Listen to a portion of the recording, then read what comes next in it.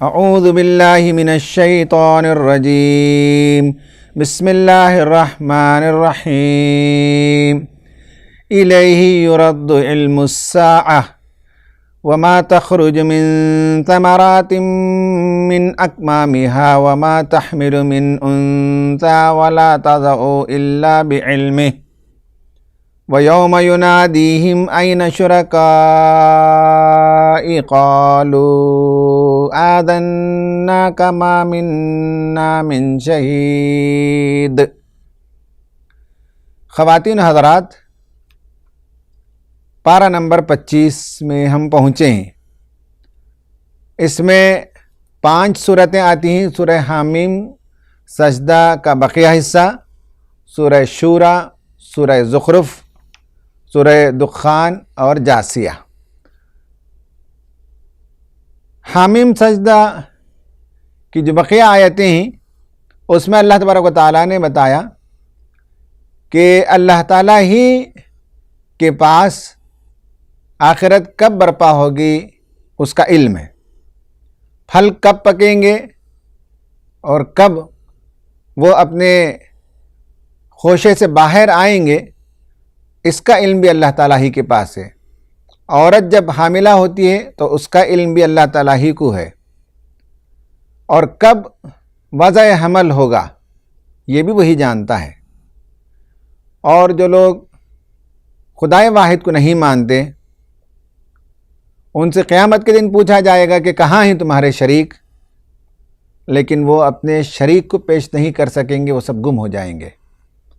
توحید کو اللہ تعالیٰ نے طرح طرح سے سمجھایا۔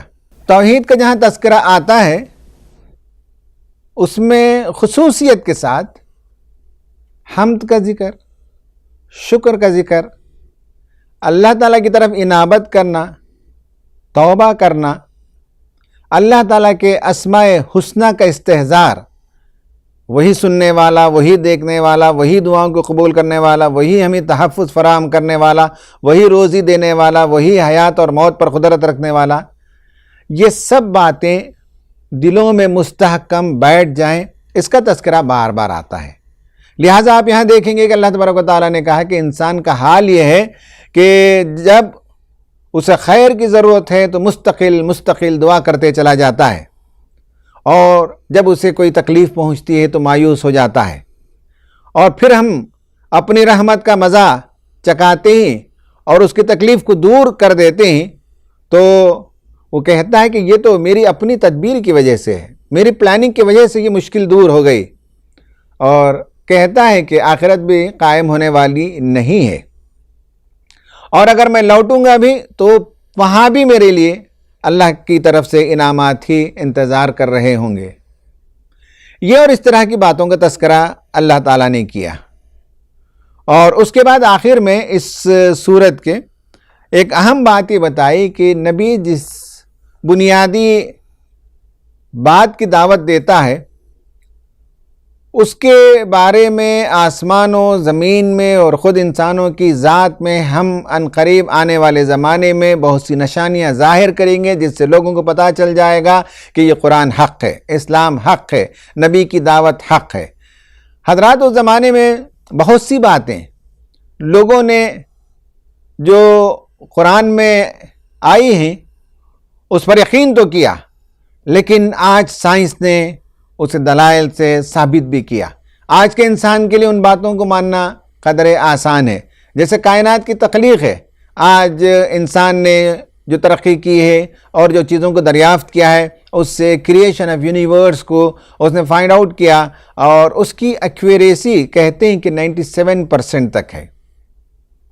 یعنی یہ کہ جس وقت کا وہ اندازہ لگا کر بتاتے ہیں کہ کائنات اتنے برس پہلے شروع ہوئی، اس میں بڑی ایکوریسی پائی جاتی ہے۔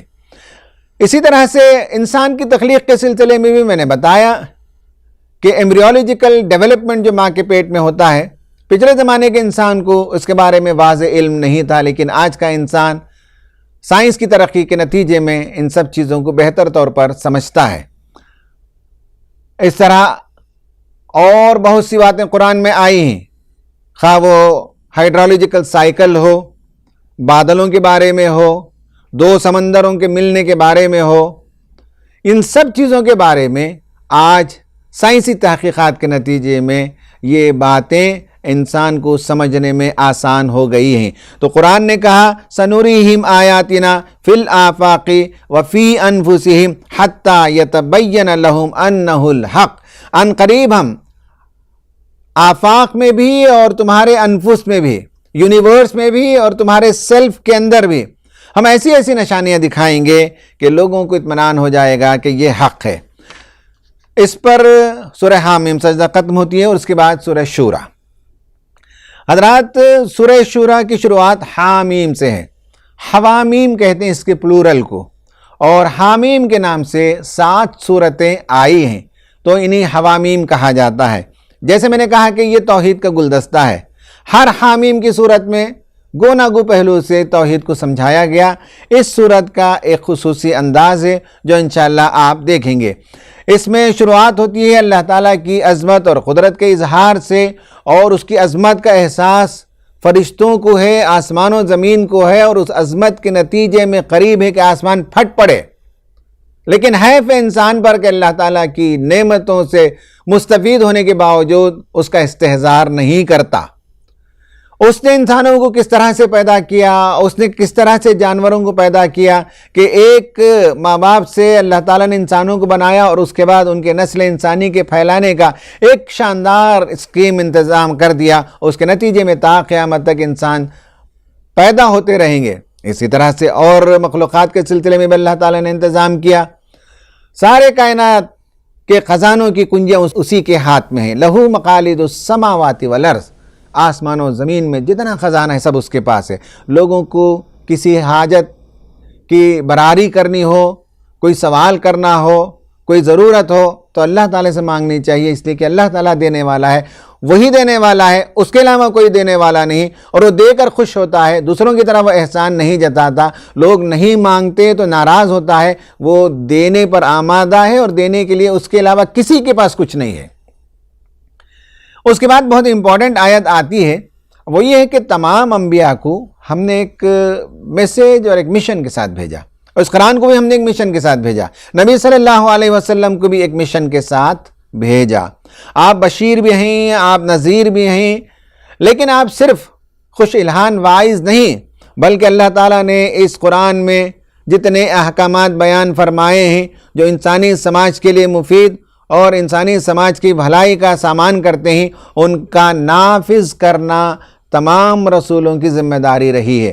شرع لکم من الدین ما وصی بہ نوح، یہ آیت بتاتی ہے کہ 5 برگزیدہ رسولوں کا تذکرہ کیا، حضرت نوح علیہ السلام اور اے محمد آپ، پھر اس کے بیچ میں ابراہیم، موسیٰ اور عیسیٰ، 5 رسولوں کا تذکرہ جب ہو گیا، اولو العزم رسل، تو اس کا مطلب تمام رسولوں کا یہ مشن تھا، وہ یہ تھا ان اقیموا الدین ولا تتفرقوا فیہ، کہ اللہ تعالیٰ کا دین قائم کریں اور اس میں متفرق نہ ہو جائیں۔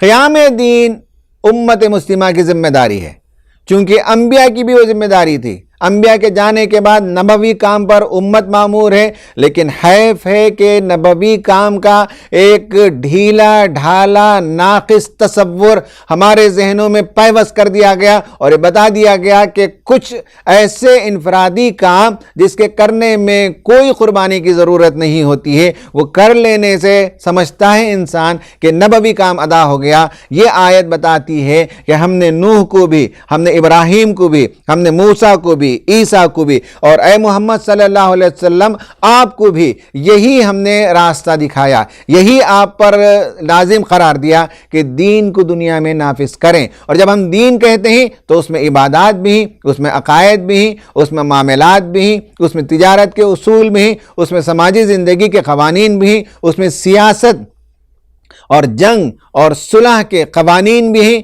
اس میں میڈیا کے لیے رولز اینڈ ریگولیشن بھی، اس میں تعلیم کا نظام بھی پایا جاتا ہے۔ ساری زندگی پر دین کور کرتا ہے۔ وہ کیسا دین ہے جو لوگوں کو مسجد میں تو رہنمائی کرتا ہو لیکن ایوانوں میں رہنمائی نہ کرتا ہو؟ وہ کیسا ناقص دین ہے جو لوگوں کو روزہ رکھنے کی تعلیم اور حج کی تعلیم تو دیتا ہو لیکن لین دین کیسا کریں یہ نہ تعلیم دیتا ہو؟ دین کا پرابلم نہیں ہے، ہمارے تصور دین کا پرابلم ہے، ہمارے تفقہ فی الدین کا پرابلم ہے۔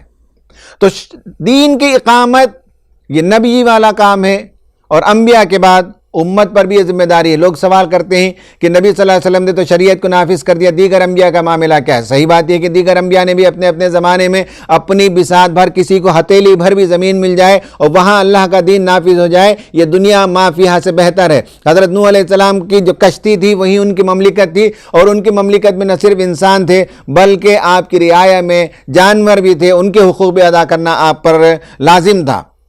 حضرت موسیٰ علیہ السلام نے جو شریعت بیان کی وہ تو بہت تفصیل کے ساتھ ہے۔ اگر آپ مطالعہ کر لیں گے آج کے زمانے کا بائبل بھی اگر دیکھ لیں گے، اولڈ ٹیسٹمنٹ بھی دیکھ لیں گے، تو اس میں معلوم ہوتا ہے کہ حضرت موسیٰ علیہ السلام کی شریعت میں سود حرام تھا، شراب حرام تھی، اور اس طرح سے اور بہت سی چیزوں کے تذکرے وہاں ملتے ہیں۔ اگر آپ دیکھنا چاہیں تو دیکھ لیجئے، ان کتابوں کے اندر موجود ہے کہ حضرت موسیٰ علیہ السلام کی شریعت کیسے نافذ ہوئی۔ حضرات وادی سینا میں جانے کے بعد جب وہ ان کی جو چھوٹی سی مملکت تھی، بلکہ چھوٹی کہنا بھی صحیح نہیں ہے، جیسا کہ روایتوں میں معلوم ہوتا ہے کہ 10 لاکھ کی آبادی کو لے کر آپ مائیگریٹ کر کے گئے، تو 10 لاکھ کی آبادی والا ملک وہاں وادی سینا میں تھا، اور وہاں آپ نے دیکھا کہ جو سیڈیشن کریں گے، جو وقت کے حکمران کے خلاف بغاوت کریں گے، ان کی سزا قتل ہے۔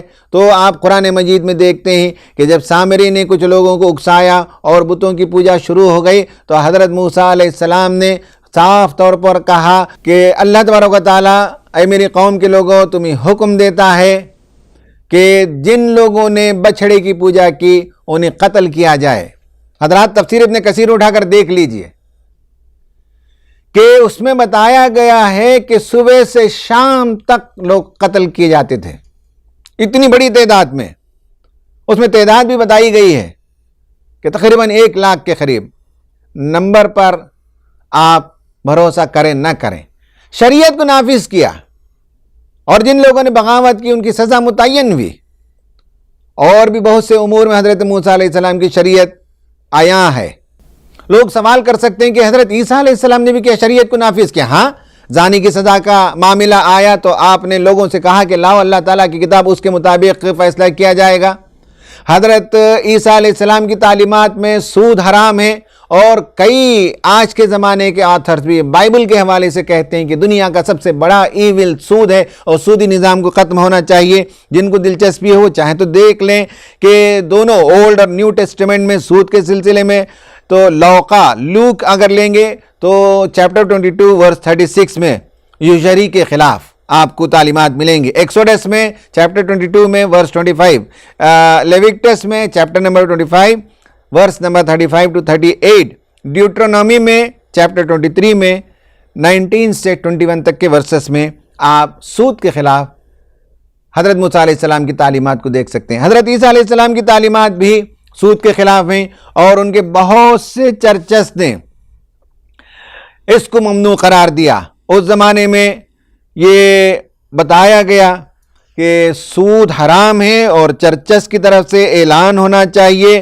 پہلی مرتبہ دی فرسٹ کاؤنسل آف نکائیکا، اس کو کیسے پروناؤنس کرتے ہیں آپ دیکھ لیجئے، اور اسی طرح سے وینا کے چرچ نے اور دیگر چرچز نے، ففتھ لوتھرین چرچ نے، ان سب کے احکامات ملتے ہیں کہ انہوں نے سود کو حرام قرار دیا۔ لیکن حضرات افسوس یہ ہے کہ آج کے زمانے میں جن کو ہم دین کی سند مانتے ہیں، جن کی طرف ہم رجوع کرتے ہیں دین کو سمجھنے کے لیے، ان کی مجلسوں میں بھی جاتے ہیں، ان کی کتابیں بھی پڑھتے ہیں، ان کے میگزینز بھی پڑھتے ہیں، تو دین کا تصور کچھ محدود چیزوں کے علاوہ اور وسیع تصور آپ کبھی نہیں دیکھتے۔ کبھی ہم نے ایسے لوگوں کو جو نبوی کام لے کر آگے بڑھنا چاہتے ہیں، جس کا دعویٰ بھی کرتے ہیں، کبھی نہیں سنا کہ آئیے ہم دنیا سے سودی نظام کا خاتمہ کرتے ہیں۔ کبھی ہم نے نہیں دیکھا کہ کہیں کہ آئیے دنیا سے فاقہ کشی کے اسباب کے خاتمے کے لیے ہم مہم چلاتے ہیں، آئیے اس ملک میں ہم شراب بندی کے لیے مہم چلاتے ہیں، اور چوروں کے ہاتھ کاٹنے کا تو قرآن نے حکم دیا، لیکن سب سے بڑا جو جرم ہے وہ کرپشن ہے۔ کرپشن کے خلاف آئیے ہم کوئی محاذ بناتے ہیں انسانوں کو لے کر۔ آپ نے کبھی نہیں دیکھا ہوگا کہ اس طرح کی باتیں وہ کرتے ہوں، یا آرٹیکل لکھے جاتے ہوں، یا کتابیں لکھی جاتی ہیں۔ یہ اصل میں تصور دین کا پرابلم ہے، ورنہ قرآن نے بتایا شرع لکم من الدین ما وصی بہ نوح کہ اللہ تعالیٰ نے نبیوں کو یہ کام دیا کہ دنیا میں وہ دین کو قائم کریں. پھر اس کے بعد اللہ تعالیٰ نے اس کام کو لے کر اٹھنے والوں کے اوصاف بیان کیے کہ وہ ایمان لے آتے ہیں، وہ توکل کرتے ہیں، وہ کبائر سے مجتنب ہوتے ہیں، یعنی بڑے جو میجر سنس ہیں اس سے بچتے ہیں، اور فحش سے، قرآن میں جب لفظ فحش استعمال ہوتا ہے تو بالخصوص سیکسول پرورشن سے متعلق لفظ استعمال ہوتا ہے، اس سے وہ بچتے ہیں، اور رب کی دعوت کو قبول کرتے ہیں، نماز قائم کرتے ہیں، اور مسلمانوں کا پورا جو سماجی نظام ہے، خواہ وہ گھر کا ہو، مدرسے کا ہو، مسجد کا ہو، جماعتوں کا ہو، وہ شورائیت پر مشتمل ہے. حضرات افسوس کی بات یہ ہے کہ آج یہ شورائیت کا مزاج نظر نہیں آتا. فرد واحد تادم حیات براجمان ہوتا ہے اور شورائیت کا کوئی نظام خال ہی پایا جاتا ہے. تو مسلمانوں کا نظام شورائی ہوتا ہے، وہ انفاق کرتے ہیں، ضرورت پڑنے پر وہ انتقام بھی لیتے ہیں، لیکن بس اتنا ہی لیتے ہیں جتنا ان پر ظلم کیا گیا ہے. معاف کرنا ان کا شیوا ہوتا ہے، اصلاح کا عمل وہ کرتے ہیں اور صبر کرتے ہیں. یہ ان کی خصوصیات بیان کی گئیں. پھر اللہ تعالیٰ نے اس صورت کے اندر جنت اور جہنم کے تذکرے کیے، اور اس کے بعد ایک خاص بات جو مجھے یہاں آپ کے سامنے عرض کرنی، جو آج ہمارے سماج کا بھی پرابلم ہے، وہ یہ کہ اللہ تعالیٰ نے کہا کہ اللہ تعالیٰ کے ہی کی قدرت میں ہے کس کو بچہ دے اور کس کو نہ دے، اور دے تو لڑکا کس کو دے، لڑکی کو کس کو دے، یہ اس کی مرضی ہے. یَهَبُ لِمَن يَشَاءُ إِنَاثًا وَيَهَبُ لِمَن يَشَاءُ الذُّكُورَ أَوْ يُزَوِّجُهُمْ ذُكْرَانًا وَإِنَاثًا وَيَجْعَلُ مَن يَشَاءُ عَقِيمًا. اللہ تعالیٰ ہی کا فیصلہ ہے کہ وہ جس کو چاہتا ہے لڑکیاں دیتا ہے، جس کو چاہتا ہے لڑکے دیتا ہے، جس کو چاہتا ہے لڑکے اور لڑکیاں ملا کر دیتا ہے، اور جس کو چاہتا ہے بانجھ بنا دیتا ہے. کتنی عورتیں ہیں جو اپنا دکھڑا سناتی ہیں کہ ساس نے لڑکی کو میکے بھیج دیا. شادی ہوئے کتنے دن ہو گئے میں نے پوچھا تو معلوم ہوا 1.5 سال ہوئے، 2 سال ہوئے. جرم کیا ہے؟ جرم یہ ہے کہ ابھی تک حمل نہیں ٹھہرا. حضرات ہمارے سماج میں کیا یہ آیتیں ہمارے لیے رہنمائی کے لیے کافی نہیں ہیں کہ کسی کا، لڑکی کا حاملہ ہونا یہ لڑکا اور لڑکی پر نہیں، یہ اللہ تعالیٰ کی مرضی پر مشتمل ہوتا ہے، اور اگر کہیں پرابلم ہے میڈیکل تو اس کا علاج ہو سکتا ہے، لیکن الٹیمیٹ فیصلہ اللہ تعالیٰ کا ہے، وہ جسے چاہتا ہے وہ دیتا ہے. تو اس پر یہ سورت بڑی شاندار سورت ہے، چھوٹی سورت ہے، پاورفل سورت ہے، ختم ہوتی ہے. اس کے بعد اگلی سورت ہے سورہ زخرف. اس میں اللہ تبارک و تعالیٰ نے بتایا کہ قرآن کو اس نے نازل کیا تاکہ لوگ غور و فکر کریں، عقل سے کام لیں، اور اس نے آسمان و زمین میں پھیلی ہوئی نشانیوں کا تذکرہ کیا، جانوروں کا تذکرہ کیا، اور فرمایا کہ ان جانوروں پر تم سوار ہو کر جاتے ہو، جب تم جانوروں پر سوار ہوتے ہو تو یہ دعا کر لیا کرو. اور اس کے بعد یہ کہا گیا سبحان الذی سخر لنا ھذا وما كنا له مقرنین وانا الی ربنا لمنقلبون. یہ آیت یہاں آئی. اس کے بعد اللہ تعالیٰ کے جناب میں توحید کے باب میں جو لوگ گستاخیاں کر رہے ہیں، ان میں سے ایک گستاخی یہ تھی کہ وہ فرشتوں کو اللہ تعالیٰ کی بیٹیاں تسلیم کرتے اور اللہ تعالیٰ کی خدائی میں انہیں شریک سمجھتے تھے. اللہ تعالیٰ نے نکارا، کہیں اللہ تعالیٰ کے بیٹے لوگوں نے متعین کر دیا نعوذ باللہ، اور کہیں لڑکیوں کو اللہ تعالیٰ کی طرف منسوب کر دیا اس کی خدائی میں. اللہ تبارک و تعالیٰ نے کہا کہ یہ بہت بڑا جرم ہے جو تم کرتے ہو. لیکن دیکھیں کہ لڑکی کا جو مقام تھا وہ کچھ نہیں تھا، زیرو تھا عرب سوسائٹی میں، بلکہ مائنس میں تھا. وہ ذلیل تھی، وہ حقیر تھی، وہ بے وقت تھی، وہ بے وزن تھی، اسے کوئی نہ اکنامک پاور تھا نہ کوئی اور رائٹ تھا.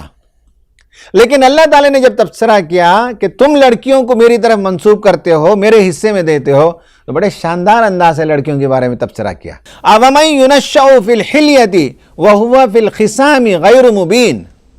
لڑکیاں تم میری طرف منسوب کرتے ہو، وہ لڑکیاں جو زیوروں میں پلتی ہیں اور جب جھگڑے کی نوبت آتی ہے تو بے زبان ہوتی ہیں. کیا پیارا انداز ہے. لڑکیوں کا تعارف کرایا. لڑکیوں کا 2 حسن ہے، ایک ایکسٹرنل بیوٹی ہے، ایک انٹرنل بیوٹی ہے. ایکسٹرنل بیوٹی یہ ہے کہ وہ زیوروں میں پلتی ہیں، ان کا حسن ہے، وہ بیوٹیفائی کرتی ہیں، وہ اڈورنمنٹ کرتی ہیں. جنگلی عورت جو افریقہ کے جنگل میں ہے وہ بھی پتوں سے اور پتھروں سے اپنے آپ کو سنگارتی اور سنوارتی ہے، اور جو سو کال سیولائزڈ لوگ ہوتے ہیں وہ پرلز اور ڈائمنڈ اور گولڈ اینڈ سلور کے زیوروں سے اپنے آپ کو آراستہ کرتی ہیں. اس کی فطرت ہے بیوٹیفائی کرنا. اور دوسرا یہ ہے کہ عورتوں کی خصوصیت جو انٹرنل بیوٹی ہے، جھگڑے کی نوبت آتی ہے تو وہ بے زبان ہوتی ہیں. یعنی مطلب یہ ہے کہ وہ گونگی نہیں ہوتی، وہ بے عقل نہیں ہوتی ہے، وہ اتنی سمجھدار ہوتی ہے کہ اس وقت وہ زبان کو خاموش رکھتی ہے، اور جب موقع آتا ہے تو پھر وہ جواب بھی دیتی ہے، آج نہیں تو 10 سال کے بعد ضرور جواب دے گی، لیکن معلوم ہے اسے کہ آج نہیں جواب دینا ہے، خاموش رہتی ہے۔ اس کی دو بیوٹی کا اللہ تعالیٰ نے تذکرہ کیا، یعنی تم میری طرف بیٹیوں کو منسوب کرتے ہو، اور یہ نہیں کہا کہ بیٹیوں کا یہ اور یہ اور یہ مقام ہے تمہارے سماج میں، بلکہ بیٹیوں کے بارے میں اللہ تعالیٰ نے ان کی پوزیشن کو ایلیویٹ کر دیا۔ پھر نبی صلی اللہ علیہ وسلم کے خلاف جو لوگ کام کرتے تھے ان کے بارے میں کہا گیا کہ ان کی خوشحالی نے انہیں گمراہ کر دیا ہے، اور اس خوشحالی کے نتیجے میں وہ سمجھتے ہیں کہ اللہ تعالیٰ نے جب دولت انہیں دی ہے تو رسالت بھی انہی کی طرف بھیجی جانی چاہیے۔ وہ کہنے لگتے تھے کہ وقالوا لولا نزل هذا القرآن على رجل من القريتين عظیم، ایسا کیوں نہیں ہوا کہ مکے کے سردار نہیں ملے اللہ تعالیٰ کو، طائف کے سردار نہیں ملے کہ ان کو نبی بناتا؟ اللہ تعالیٰ نے نبی بنانے کے لیے ایک ایسے آدمی کو منتخب کیا جو پیدائشی یتیم ہے، جس کے پاس مال و دولت نہیں، ثروت نہیں، جس کے پاس چودراہٹ نہیں ہے، یہ اور اس طرح کے اعتراضات کرتے تھے۔ تو اللہ تعالیٰ نے بتایا کہ اللہ تبارک و تعالیٰ جسے چاہتا ہے اپنی رحمت خاص سے نبی بناتا ہے، اسے منتخب کر لیتا ہے۔ پھر کہا کہ یہ دنیا کی دولت ہے جس پر ریجھ کر یہ شرارتیں کرتے ہیں، نبی کی دعوت کو رد کرتے ہیں۔ کہا کہ لولا ان یکون الناس امۃ واحدۃ لجعلنا لبیوتہم، طویل آیت ہے کہ یہ دنیا کیا ہے، اس کی کیا وقعت ہے، اس کی کیا حیثیت ہے کہ اللہ تعالیٰ چاہتا تو ہر کافر کے گھر کو، اس کے گھر کے دروازے، اس کے گھر کی چھتیں، وہ صوفہ جس پر وہ بیٹھتے ہیں اور وہ قالین جو بچھاتے ہیں، سب سونے اور چاندی کے بنا دیتے۔ یہ میں کرتا، لیکن اس کا اندیشہ تھا کہ مومنین کے لیے بڑی آزمائش ہو جاتی، یعنی کفر کرنے میں یہ چیزیں ملتی ہیں تو لوگ کفر کی طرف دوڑ پڑتے۔ اس آزمائش سے بچانے کے لیے ہم نے یہ کام نہیں کیا، ورنہ کافروں کے گھروں کو، در و دیوار کو، دروازوں کو، چھتوں کو اور ان کے صوفوں کو سب کو سونے اور چاندی کے بنا دیتے۔ اس کی کوئی حیثیت ہی نہیں ہے ہمارے پاس۔ لوگ اتراتے ہیں، پندار کرتے ہیں، غرور کرتے ہیں، کیا حیثیت ہے ان کی؟ اللہ نے کہا کہ ہم کافروں کے گھروں کو یہ سب چیزوں سے سجا دیتے ہیں۔ اس کے بعد آخر میں کہا عرب کی قوم کو اس زمانے کے، اور ہم سے یہ خطاب ہے، ہم سے یہ کہا گیا کہ وَإِنَّهُ لَذِكْرٌ لَكَ وَلِقَوْمِكَ فَسَوْفَ تُسْأَلُونَ، سنو یہ کلام تمہاری لیے باعث شرف ہے، تمہاری قوم کے لیے باعث شرف ہے کہ اللہ نے تم کو منتخب کیا اس قرآن کے حامل کی حیثیت سے، اس کتاب مبین کے امین کی حیثیت سے۔ یاد رکھو کہ اس شرف کے بارے میں قیامت کے دن تم سے سوال کیا جائے گا کہ کیا تم نے اس شرف کا حق ادا کیا کہ نہیں کیا۔ پھر موسیٰ علیہ السلام اور فرعون کے درمیان میں جو مکالمے ہوئے اس کا اختصار کے ساتھ اللہ تعالیٰ نے تذکرہ کیا، اور غرور اور پندار کا چونکہ تذکرہ آ رہا ہے، دولت کا تذکرہ آ رہا ہے، تو اس لیے اللہ تبارک و تعالیٰ نے یہ بھی فرما دیا کہ اس نے کہا فرعون نے کہ ھذا الذی ھو مہین، یہ ذلیل آدمی ہے، یہ میرے پاس دعوت لے کر آ گیا ہے، ولا یکاد یبین، اپنی بات ڈھنگ سے بیان نہیں کر سکتا اور میرے سامنے آ گیا اپنی دعوت کو لے کر۔ حضرات اس سورت کی شروعات میں لہو مقالید السماوات والارض، وہاں سے بات شروع ہوئی۔ پھر اللہ تعالیٰ نے یہ بتایا کہ کس طرح سے یہ دنیا کی دولت پر لوگ ریجھنے کے نتیجے میں مغرور و متکبر ہو گئے، اور اسی کا ایک اظہار ہے فرعون، جس نے حضرت موسیٰ علیہ السلام کی تضحیک کی۔ اور آج کے زمانے میں بھی لوگ دنیا کی دولت پا کر ہم انڈسٹریل پاور ہیں، ہم نالج پاور ہیں، ہم منی پاور ہیں، ہم پتہ نہیں کیا کیا پاور ہیں، اس کا اظہار کرتے ہیں۔ لیکن آج دیکھ لیجئے جو منی پاور ہیں وہ بھی آج کووڈ کے نتیجے میں قسم پرسی کے عالم میں آ گئے۔ جن کو زعم تھا کہ میڈیکل فیسلٹیز کے اعتبار سے دنیا کے ٹاپ موسٹ کنٹریز میں سے وہ کنٹرول نہیں کر سکے، اس کا پرائم منسٹر کہنے پر مجبور ہو گیا کہ زمین میں جو کچھ ہو سکا ہم نے کر لیا، اب آسمان والے سے توقع ہے کہ وہ ہماری مدد کرے۔ جسے نالج پاور ہونے کا اور وار انڈسٹری کا پاور ہونے کا زعم ہے، وہ بھی مجبور ہو گیا ایک چھوٹے سے وائرس کے سامنے۔ تو سب کا غرور اس وقت حرن ہو جاتا ہے جب مصیبتیں آتی ہیں، تو ہر زمانے کے مغرور و متکبر لوگوں کا رویہ ایک ہی رہا ہے۔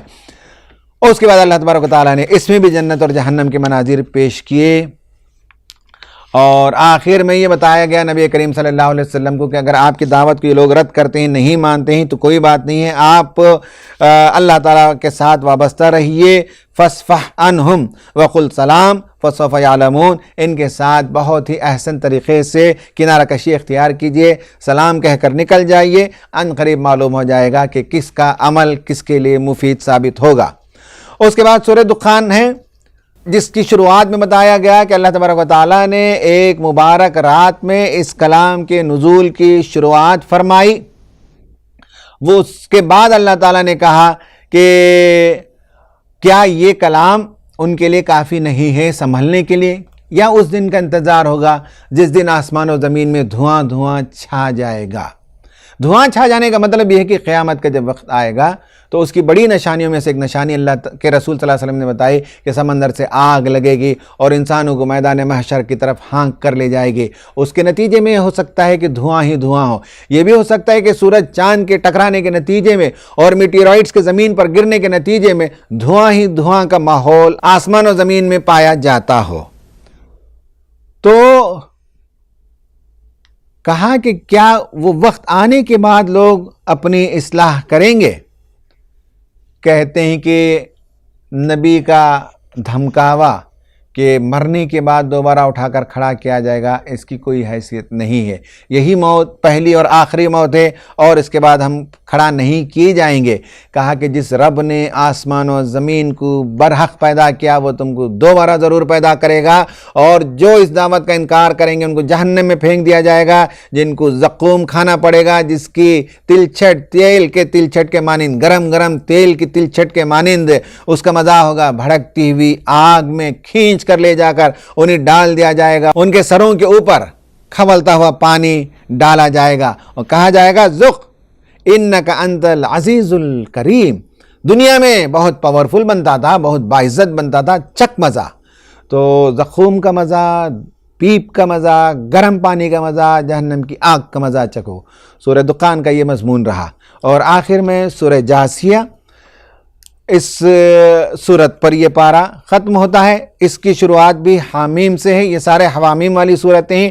اس میں آسمان و زمین اور جانوروں کی تخلیق، لیل و نہار، اور آسمان سے رزق برسائے جانا، اور بحر و بر کی پیدائش، اس میں پھر کھیتی پیدا کرنا، اور آسمان و زمین کی ہر چیز کو اس نے تمہارے لیے مسخر کر دیا، یہ اور اس طرح کے بہت سے دلائل کا اللہ تعالی نے تذکرہ کیا۔ اور اس کے بعد کہا کہ نبی کی جو دعوت ہے خدا واحد پر ایمان لانے کی اور اس کی طرف لوٹنے کی اور پلٹنے کی، اس سے وابستہ ہو جانے کی، جو وابستہ ہوگا، لوٹے گا، خدا کی طرف آئے گا، نیک عمل کرے گا، اس کا فائدہ اس کے لیے ہے، کسی اور کے لیے نہیں ہے۔ من عمل صالحا فلنفسہ، عمل صالح کرو گے تو تمہارا فائدہ ہوگا، ومن اساء فعلیہا، اور اگر برائی کرو گے تو تم پر اس کا وبال ہوگا۔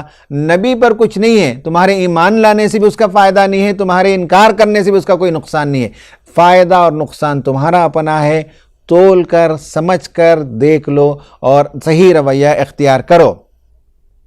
کہا کہ جو لوگ رسول کی دعوت کو انکار کرتے ہیں ان کا ایک پرابلم یہ ہوتا ہے کہ وہ اپنے نفس کو خدا بنا بیٹھتے ہیں۔ افرائیت من اتخذ الہہ ہوا، کیا آپ نے اس آدمی کو دیکھا جس نے اپنے خواہش نفس کو خدا بنا لیا؟ تو اس کا رویہ، اس کا کردار مغرور اور متکبرانہ ہوتا ہے، اور اسی دنیا پر وہ ریچھتا ہے۔ آخرت کی یاد دلائی جاتی ہے تو کہنے لگتا ہے یہ کون سے زمانے کی باتیں جو تم کرتے ہو، کون سے دقیانوس آدمی سے پالا پڑا، یہ اور اس طرح کی باتیں کرنے لگتے ہیں۔ اور ان سے کہا جاتا ہے تو کہتے ہیں کہ وقالوا ما ہی الا حیاتنا الدنیا نموت و نحیا، یہ دنیا کی زندگی کیا ہے، بس یہیں ہم پیدا ہوتے ہیں، یہیں مر جاتے ہیں، وما یہلکنا الا الدہر، بس زمانہ ہم کو مار دیتا ہے، مٹی میں جا کر سو جاتے ہیں۔ یہ کتنی بے وقوفی کی بات ہے کہ انسان دنیا میں آئے اور اچھا اور برا جو بھی عمل کرے مٹی میں جا کر ختم ہو جائے۔ تو یہ دنیا کھلنڈرے کا کھیل ہے کیا کہ جس میں برا بھی ایک اور اچھا بھی، دونوں کا انجام ایک ہو جائے؟ ایسا ہو نہیں سکتا۔ ہماری عقل اور ہمارا ضمیر کہتا ہے اچھوں کو ان کی اچھائی کا بدلہ، بروں کو ان کی برائی کی سزا ملنی چاہیے۔ یہ دنیا ایسی نہیں ہے کہ بس حالات کا اتار چڑھاؤ ہے اور اس کے بعد زمانہ مار دیتا ہے تو مر کر مٹی میں ختم ہو جاتے ہیں، ایسا نہیں ہے۔ اس کے بعد اللہ تبارک و تعالیٰ نے نبی کریم صلی اللہ علیہ وسلم کو فرمایا کہ جو لوگ آخرت کا مذاق اڑاتے ہیں وہ اڑاتے رہنے دیں، جب ان کو آ کر گھیر لے گا ہمارا عذاب اس وقت انہیں معلوم ہو جائے گا، اور آپ انتظار کریں۔ جو لوگ آخرت کا انکار کرتے ہیں انہیں پتہ چل جائے گا کہ ان کا کیا انجام ہونے والا ہے۔ بہرحال وَلَهُ الْكِبْرِيَاءُ فِي السَّمَاوَاتِ وَالْأَرْضِ وَهُوَ الْعَزِيزُ الْحَكِيمُ، آسمان میں بھی زمین میں بھی اسی رب کی کبریائی ہے۔ انسان ایک چھوٹی سی مخلوق ہے، اس کے علاوہ لاکھوں کروڑوں مخلوق ہیں جو سب اللہ تعالیٰ کی حمد و ثنا بیان کرتے ہیں۔ وہ العزیز الحکیم، بڑی حکمت والا بھی ہے اور بہت پاورفل بھی۔ اللہ تعالیٰ سے دعا ہے کہ اللہ تبارک و تعالیٰ ہمیں ان آیتوں کو کما حق سمجھنے اور اس میں ہمارے لیے عمل کا جو پیغام ہے اس پر عمل کرنے کی توفیق عطا فرمائے، آمین۔